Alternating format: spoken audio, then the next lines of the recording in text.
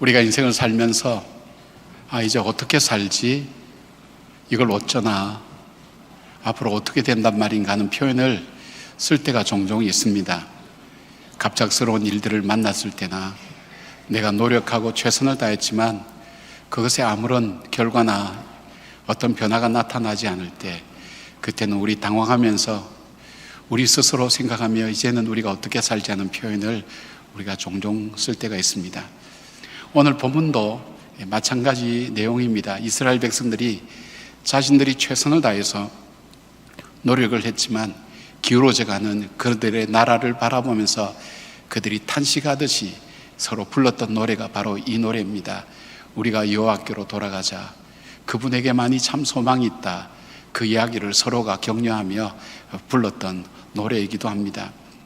그들은 여로보암 2세 때 그들은 40여 년 동안 정말 황금시대를 누렸지만 여로보암 2세가 죽고 난 다음 25년 동안 6명의 왕이 바뀌었고 그 중에 4명은 암살을 당했으며 BC 722년에 결국은 아수르에게 멸망당하고 말았던 것입니다. 그 무너짐의 조짐과 징조를 보았던 그들, 무너져가는 그 나라를 일으켜 세울 수 없었던 그 탄식 속에서 여호와께로 돌아가자고 외쳤던 그들의 노래의 현실들을 우리가 바라볼 때 적어도 3가지는 우리가 이해할 수가 있습니다. 첫째, 우리 힘으로, 우리의 노력으로, 우리의 최선으로는 이 문제를 해결할 수 없다는 것을 그들은 함께 고백하고 있다는 것. 두 번째로, 그들에게 하나님께로 돌아가는 것만이 우리가 정말 살 길이라는 것을 그들은 알고 있었고 또 그렇게 믿고 있었습니다. 세 번째는 하나님 앞에서 사는 것만이 회복의 삶을 살 수 있다는 것을 그들은 함께 알았습니다. 그리고 그렇게 노래합니다. 그들은 살 길을 찾았습니다. 그러나 결국 그 나라는 멸망하면서 결국 죽을 길로 갈 수밖에 없었다는 것입니다. 왜 그럴까요? 그들이 하나님께로 돌아가면 산다고, 그리고 그 하나님께서 우리를 치유해 주실 거라고, 하나님은 변치 아니하시고 우리를 사랑하신 분이라는 그 믿음을 가지고 하나님께로 돌아가자고 노래 불렀음에도 불구하고 그들이 결국 멸망의 역사로 갈 수 있었던 이유가 몇 가지가 있습니다. 오늘 저와 여러분들이 살아가는 이 세상 속에 정말 살 길을 택하는 사람이 있는 반면에 살 길인 줄 알지만 죽을 길로 나가는 사람이 있다는 것을 우리가 생각해 본다면, 오늘 우리는 나의 개인적인 문제나 가정이나 이 나라의 문제 앞에 우리가 정말 살 길이 무엇인가를 다시 한번 찾아보면서, 이스라엘 백성들이 살 길을 찾았지만 그들이 멸망의 길로 갈 수 있었던 이유가 무엇인가를 잘 살펴보면서 우리의 삶 속에 정말 살 길을 찾은 우리가 정말 생명의 길을 다시 찾고 회복할 수 있는 그런 역사와 삶이 되기를 간절히 바라는 마음입니다. 살 길을 찾았지만 결국 멸망의 길로 간 이유가 어디 있었을까요? 첫 번째, 이스라엘 백성들은 죄를 회개하는 것이 하나님과의 관계 회복의 시작인 것을 그들은 깨닫지 못했습니다. 이스라엘 백성들은 죄의 문제를 회개하지 않고 그들이 하나님만 찾으면 저절로 낫게 되고 회복된다는 것으로 알았습니다. 죄의 문제를 해결하지 않고는 결코 하나님과의 관계가 회복되지 않는다는 것을 그들은 심각하게 생각하지 못했습니다. 하나님과의 진정한 회복은 바로 죄의 회개를 통해서 이루어지는 것입니다. 다윗의 회복은 회개를 통해서 이루어졌습니다. 시편 51편에 보면 다윗은 자기의 죄가 얼마나 무섭고 무거운 것인지를 알았습니다. 자신이 행한 일들이 사람에게 행한 것이 아니라 사람에게 행했지만 사실은 살아계신 하나님 앞에서 죄를 지었다고, 그래서 죄의 목전에서 나는 죄를 지을 수밖에 없는 존재였음을 그는 고백합니다. 그는 자기 죄의 행위와 더불어서 죄된 생각과 죄의 결과와 죄의 습관과 죄의 뿌리가 자기 안에 있고 자기가 죄 가운데 살아가고 있는 존재였다는 것을 하나님 앞에 고백하고 있습니다. 하나님 앞에 자기의 죄가 무엇인지를 고백하고 철저하게 하나님께서 용서해 주시기를 베개를 적시며 그는 하나님께 회개하였습니다. 뿐만 아닙니다. 그 죄가 자기에게 가장 소중한 구원의 즐거움과 자원하는 심령을 앗아가는 삶의 의욕을 빼앗아가는 바로 엄청난 것이라는 것도 그는 깨닫고 알고 있었기에 간절히 죄의 문제를 하나님께로 돌아가는 길에 심각하게 생각하게 됩니다. 이사야 59장 2절에 보십시오. 오직 너희 죄악이 너희와 너희 하나님 사이를 갈라놓았고 너희 죄가 그의 얼굴을 가리워서 너희에게서 듣지 않으시게 함이니라. 에레미야 5장 25절은 너희 허물이 이런 일들을 물리쳤고 너희 죄가 너희로부터 좋은 것을 막았느니라, 그렇게 말씀하고 있습니다. 이스라엘은 하나님께로 돌아가는 길이 살 길인 줄은 알았지만 하나님께로 돌아가는 길이 무엇인지를 몰랐습니다.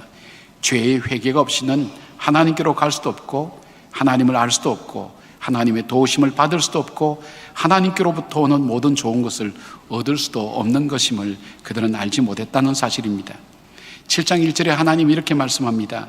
내가 이스라엘을 치료하려 할 때에 에브라임의 죄와 사마리아의 악이 드러나도다. 그들은 거짓을 말하며 안으로 들어가 도둑질하고 밖으로는 떼지어 노략질하며 내가 모든 악을 기억하였음을 그들이 마음에 생각하지 아니하거니와 이제 그들의 행위가 그들을 애워싸고 내 얼굴 앞에 있도다 되어 있습니다. 본문을 한번 살펴보십시오. 저들은 죄에 대해서 아무런 언급이 없습니다. 하나님께로 돌아가면 된다고 생각하지만 하나님 앞에 진정으로 돌아가는 길도, 하나님과의 교제가 회복되는 길도, 하나님의 은혜를 입는 길도 바로 진정한 죄의 회개를 통해서만 이루어지는 것을 말합니다. 저들의 죄는 무엇입니까?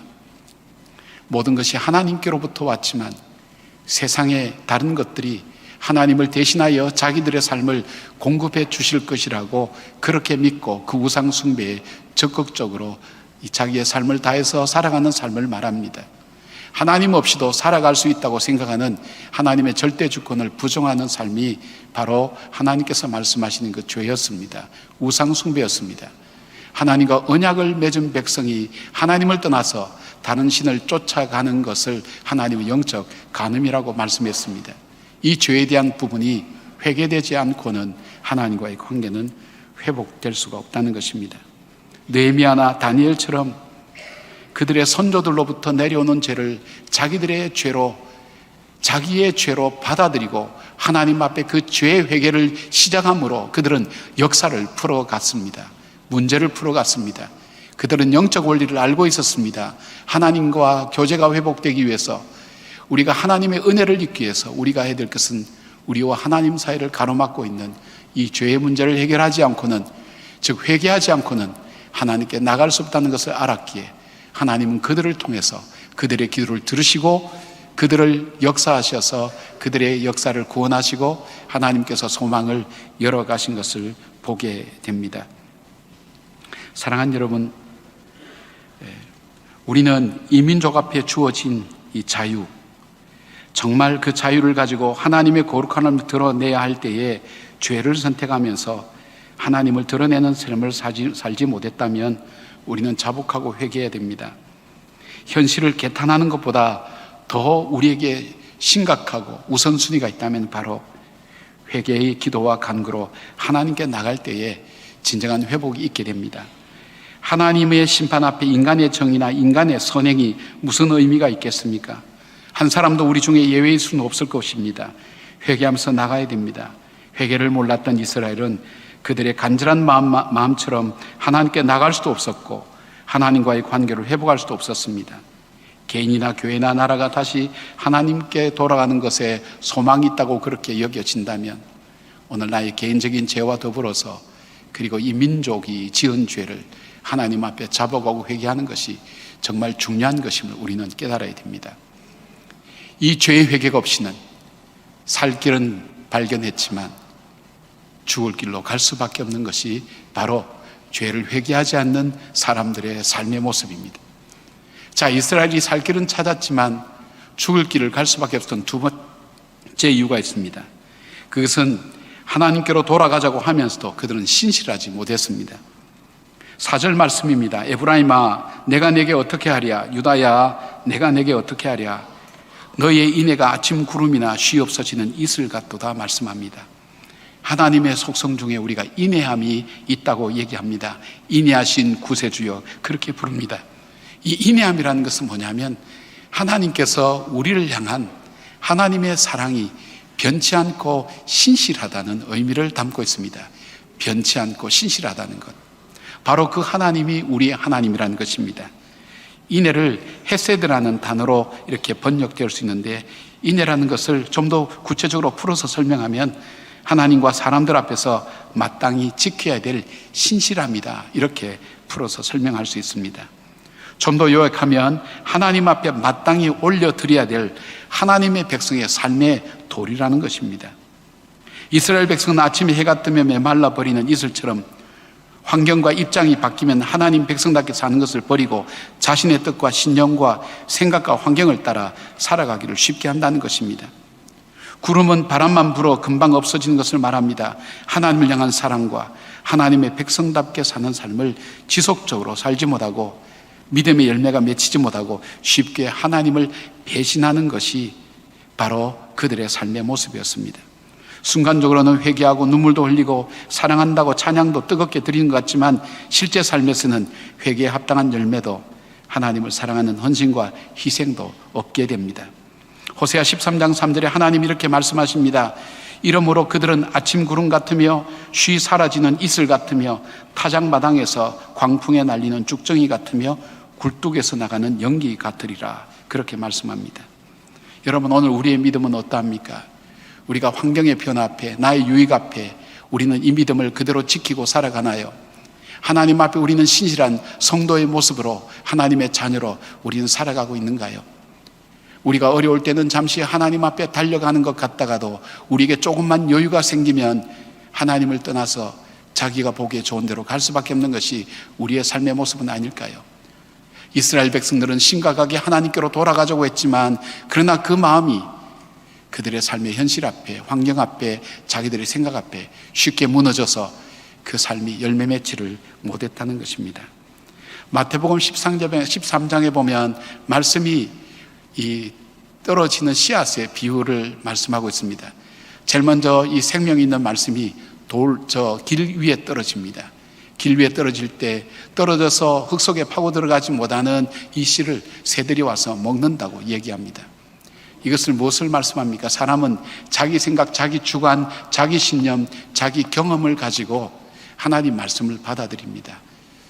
하나님 말씀이 자기에게 주어질 때 이미 자기가 갖고 있는 신념, 자기의 경험, 자기의 판단, 자기의 지식을 가지고 그 말씀을 판단하고 그리고 분석한다는 것입니다. 그러면 그 말씀이 그 마음속에 스며들지 못합니다.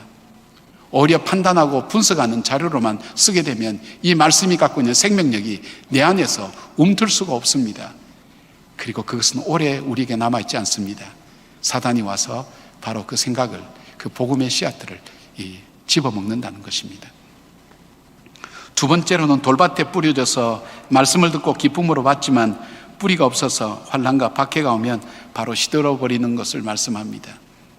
우리가 말씀을 듣습니다. 이 말씀이 진리라고 받아들입니다. 기쁨이 있습니다. 그러나 우리에게 환난과 시련이 오면 환난과 시련 앞에 우리가 가졌던 그 믿음은 어느새 무너져 버리고 우리는 현실을 따라가고 그 시련에 초점 맞추어서 살아가면서 이 말씀의 열매는 맺지 못하게 된다는 것입니다.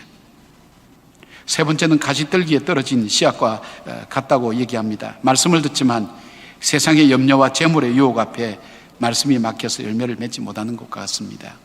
자기의 유익 앞에, 재물의 물질의 유혹 앞에 어느새 하나님을 떠나고 하나님 말씀이 내 삶 속에 살아서 생명력이 움트도록 그렇게 살지 못하는 믿음의 생활과 삶이 이루어질 수 없는 것을 말씀하고 있습니다. 옥토에 떨어졌다는 것은 무엇입니까?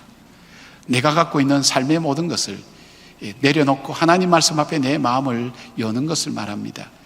그리고 그것이 내 삶 속에 생명력이 싹이 터서 자라서 열매가 맺혀지는 그 삶의 결과가 이루어지는 삶의 모습을 이야기합니다. 사랑하는 여러분, 우리는 시대의 굴레를 벗어날 수가 없습니다. 전쟁을 치른 분이 이 시대를 바라보는 눈과 그리고 이미 다 일어났을 때에 다 이루어지는 그 세상에서 태어나서 자란 이 세대가 세상을 보는 것은 다릅니다. 그래서 시대마다 세상을 보는 것을 우리는 다르게 이렇게 생각할 수 있습니다. 당연한 일이라고 생각합니다. 그러나 내가 아는 그 시대가 미래를 열게 하는 바로 그 진리가 될 거라는 확신은 우리가 거기에서는 벗어나야 됩니다. 우리가 갖고 있는 시대의 한계, 내가 만든 사고의 박스 속에서 그걸 넘어설 수 있는 것은 하나님의 말씀 앞에 내 마음을 열고 하나님 말씀 앞에 내 마음을 다해 그 주님의 지혜 앞에 우리가 귀를 기울이고 그 말씀을 따라 살아갈 때 우린 시대의 한계를 뛰어넘을 수가 있습니다. 내 자신의 상자 속에서 나와서 새로운 삶을 살아갈 수 있는 삶이 바로 믿음에서 나옵니다. 자기 경험의 박스를 가지고 있던 가데스 바니아의 12명의 정탐꾼들, 그들은 그들이 바라보는 그 삶의 틀에서 벗어나질 못했습니다. 그래서 가나안 땅이 자기들에게 주어져 있었지만 그들은 거인과 같고 자기들은 메뚜기 같다는 생각 때문에 두려워서 그 땅에 갈 생각도 하지 못하고 백성들에게 두려움을 전파했습니다. 그러나 여호수아와 갈렙은 자기의 한계의 틀을 벗어났습니다.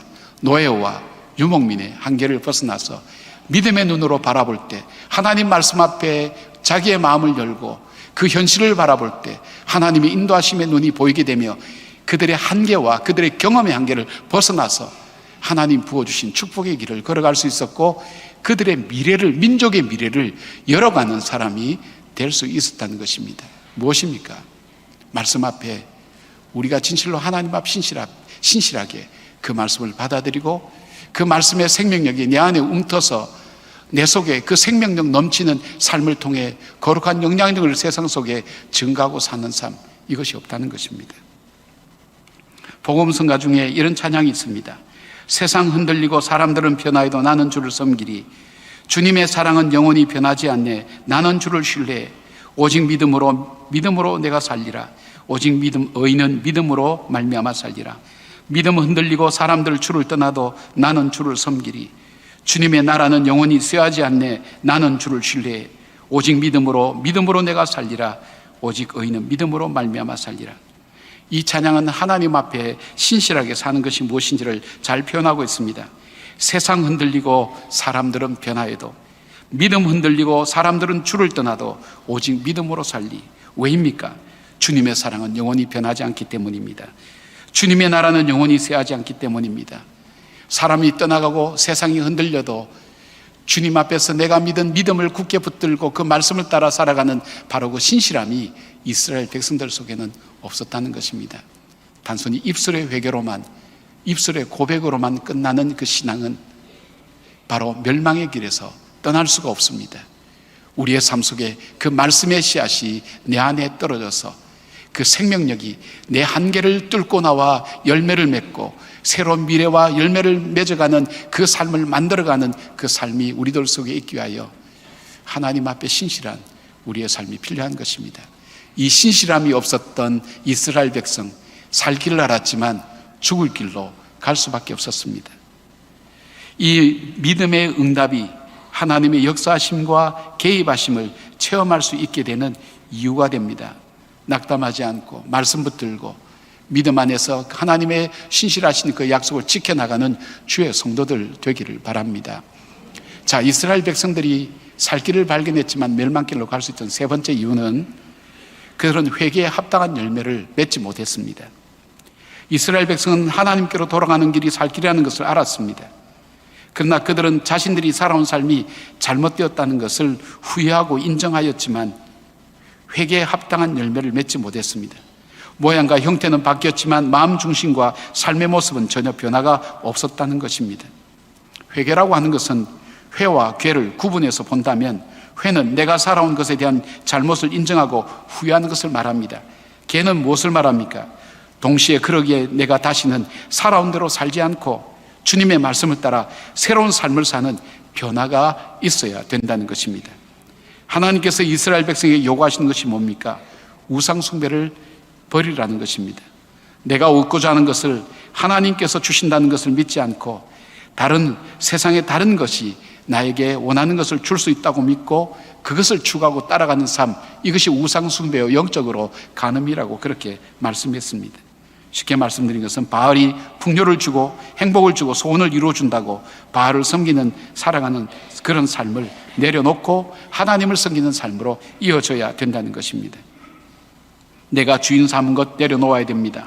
그리고 다시 하나님을 믿는 믿음의 반석 위에 서서 하나님만을 구해야 됩니다. 주님의 말씀대로 살아야 됩니다. 하나님은 공의가 세워진 것을 원합니다. 주님이 통치하신 나라가 이루어지기를 원합니다. 그렇게 되지 않을 때 선지자를 보내고 그렇게 되지 않을 때 하나님의 역사는 심판의 역사로 이루어집니다. 이스라엘 백성들이 70년간 바벨론의 포로 생활을 하다가 고레스 칙령으로 그들이 바벨론 땅에서 돌아옵니다. 한 4차에 걸쳐서 그들이 돌아오게 됩니다. 그들은 돌아왔습니다. 폐허가 된 그 조국을 건설했습니다. 성전도 짓고 모든 성벽도 쌓았습니다. 그러나 그들의 삶의 내용은 변하지 않았습니다. 그는 여전히 우상 숭배와 이방 여인과 함께 살게 되었습니다. 이것을 에스라가 하나님 말씀을 이스라엘 백성들 속에 들려주기 시작합니다. 말씀이 그들 속에 들어갈 때 그들의 양심을 찔렀습니다. 그들의 잠자는 믿음을 다시 일깨워 세웠습니다. 그들이 하나님 앞에 눈물로 회개합니다. 정말 우리가 잘못 살았다고, 우리가 멸망할 역사를 또다시 우리가 쓰고 있다고 그들은 회개했습니다. 그리고 하나님 앞에 돌이켰습니다. 얼마만큼 돌이켰습니까? 그들이 지금 결혼하여 살고 있는 이방 여인과 그들이 낳은 자녀를 원래 고향으로 다 돌려보냈습니다. 울면서 아픔과 고통을 치르면서까지 자기가 살아온 지난날 삶, 그것이 잘못되었다는 것, 그것을 후회하고 그리고 그것을 아파하는 거기서 끝나지 않고 더 큰 아픔인 그것을 떠나보내고 새롭게 하나님의 말씀을 따라, 그 말씀을 따라 새로운 하나님이 말씀하시는 그 미래를 열어가는 그 삶으로 나가는 그 삶의 변화가 일어났을 때에 이스라엘은 진정한 생명의 길로, 소망의 길로 갈 수가 있었다는 것입니다. 여러분, 내가 잘못했지. 그런데 내가 이미 저질러 놓은 일들이 너무 커. 그냥 이대로 그냥 더 이상 내가 죄만 짓지 않고 이대로 가면 되겠지. 그건 회개에 합당한 열매가 아닙니다. 내가 도둑놈이 도둑질을 하다가 그만뒀다고 해서 도둑이 아닙니까? 내가 가지고 있는 것을 정말 다른 사람에게 나누어 주고, 내가 먹을 수 없더라도 먹을 것을 나누어 주는 그 마음의 중심의 변화가 진정한 회개가 아니겠습니까? 그 삶이 이스라엘 백성들 속에 없었다는 것입니다. 사랑하는 여러분, 우리는 지난날 알았지만 그렇게 살지 못했던 삶의 모습이 오늘 이 시대가 이렇게 흘러가고 있다는 것을 간과해서는 안 됩니다. 우리가 힘들고 어려운 문제들로 국민들이 또 우리 개인의 삶 속에서 고통과 아픔을 당하면서 새롭게 깨닫고 발견한 것이 있습니다. 전에는 당연한 것이라고 여겼지만 혼란한 이 시대의 모습을 통해서 무엇이 진리인지, 무엇이 우리에게 진정 가치 있는 것인지를 여러분 분별하고 계실 줄 압니다. 여러분, 우리는 그동안에 한 10여 년 이상 우리는 사랑의 쌀을 참 많이 모았습니다. 우리 구성원들이 상상할 수 없는 엄청난 쌀을 모아서 어려운 이웃들을 서울 시내 남대문 쪽방촌까지 다 담당을 했습니다. 우리가 기쁨 남은 상자를 통해서 우리 자녀들과 함께 차상의 계층들에게 이 음식을 공급해 준 것이 아니라 희망을 나눠주는 일들을 했습니다. 이것보다 더 크고 놀라운 일들이 일어났습니다. 이것이 목회자들에 의해서 주도가 됐다면 이제는 하나님께서 내게 주신 은혜를 우리가 무엇으로 응답할까 하는 우리 남성교 회원들이 2주 내내 여러분 영상을 보신 것처럼 우리에게 주신 이 재능을 가지고 우리를 위해서 우리만 먹고 살 것이 아니라 정말 집이 무너지고 깨어지는데 고치지 못한 그분들에게 무료로 그 집을 고쳐주고 자기의 비용을 쓰고 재능을 쓰는 이런 일들은 누가 시켜서 하는 것이 아니라 하나님께서 내게 주신 것을 정말 감사함으로 삶을 통해 증가하고 나타내는 아름다운 모습이라고 저는 그렇게 생각합니다. 그뿐 아니라 바나바로, 중보기도자로, 주일 예배를 위한 금식자로, 교사로, 그리고 구석구석에 섬기는 봉사자로 하나님 앞에 순종하는 바로 그 모습은 단순한 봉사가 아니라 신앙 고백의 삶이라고 저는 그렇게 믿습니다. 이제 우리의 이 신앙 고백의 삶은 구체적으로 세상을 향해서도 증거되고 나타내야 될 것입니다. 미국의 유명한 역사학자인 찰스 베어드는 자기가 일평생 연구한 그 교훈을 기자들 앞에 이렇게 얘기합니다. 수많은 흥망성쇠의 역사를 보면서 자기가 얻은 교훈이 4가지 있다고 얘기했습니다. 첫째는 힘과 권력을 가진 사람이 지나친 탐욕을 가지면 반드시 분쟁이 일어나고 또 반드시 망한다. 둘째, 악인이 승리한 것 같은 구도가 보일 때도 있지만 결국에는 어떤 식으로든 반드시 심판을 받게 된다.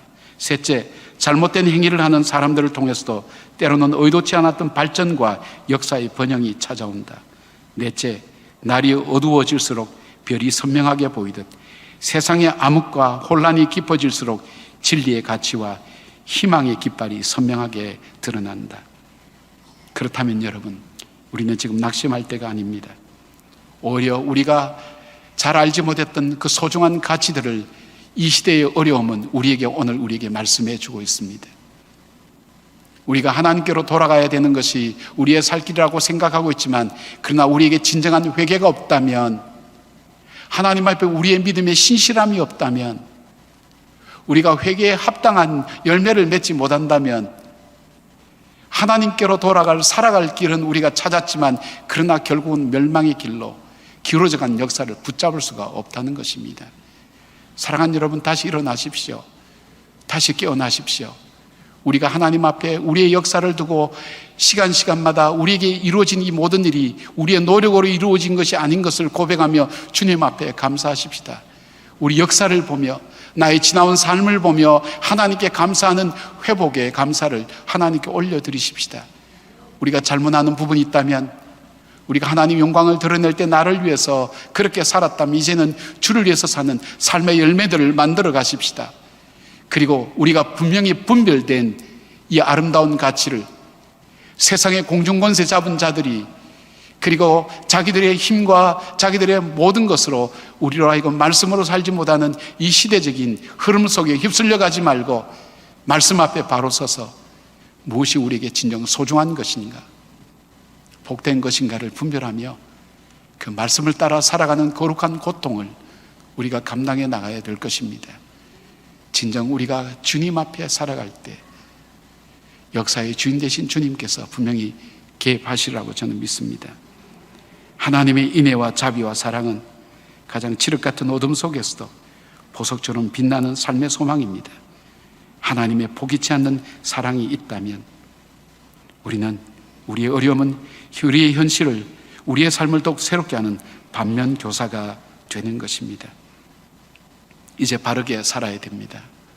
사랑하는 여러분, 정말 믿음으로 살아야 됩니다. 우리가 하나님이 기뻐하신 삶으로 우리의 삶이 달라져야 됩니다. 내가 알고 있는 삶의 테두리의 그 굴레를 우리가 벗어나서 우리에게 부어주시는 하나님의 은혜를 우리가 바라보며 우리의 후손들에게 미래를 열어가는 나라로 만들기 위한 우리의 삶의 결단이 무엇인가를 우리는 알아야 됩니다. 그 믿음에 서서 하나님 역사의 마중물로 아름답게 쓰임받는 여기 계신 한 분 한 분 되기를 주님의 이름으로 진심으로 축복합니다. 아멘. 기도하겠습니다. 아버지, 고맙습니다. 이 어려운 시대도 소중한 한 사람 한 사람을 이 예배의 자리에 나오게 하셨습니다. 하나님의 말씀을 듣고 말씀대로 사는 것 속에 소망이 있음을 믿는 믿음을 우리에게 남겨주신 것 감사를 드립니다.